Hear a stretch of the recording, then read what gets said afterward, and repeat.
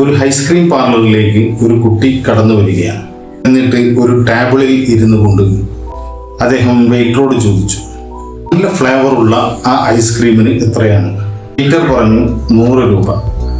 അപ്പോൾ കുട്ടി തൻ്റെ പോക്കറ്റിൽ കൈയിട്ടുകൊണ്ട് തൻ്റെ കയ്യിലുള്ള ക്യാഷ് എണ്ണിക്കൊണ്ടിരുന്നു. എന്നിട്ട് വെയിറ്ററെ നോക്കി പറഞ്ഞു, ആ പ്ലെയിൻ ഐസ്ക്രീമിന് എന്താണ് വില എന്ന്.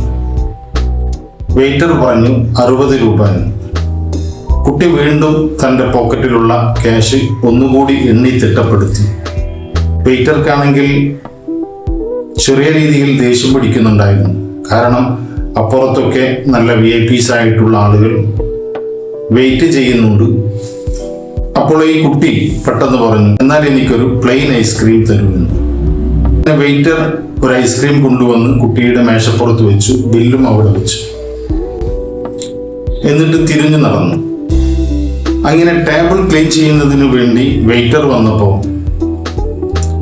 ആ ബില്ലിന്റെ കൂടെ ബില്ല് 60 രൂപയും ഒരു 40 രൂപ വെയിറ്റർക്ക് ടിപ്പും നൽകി. അപ്പോൾ അദ്ദേഹത്തിന് ലജ്ജ തോന്നി. ഞാൻ എത്രമാത്രം ആ കുട്ടിയെ തെറ്റിദ്ധരിച്ചു.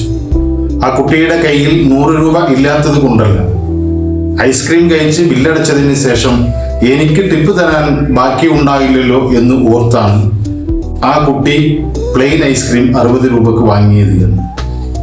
നമ്മൾ ഒരാളെയും ഒറ്റ നോട്ടത്തിൽ വിലയിരുത്താൻ പാടില്ല.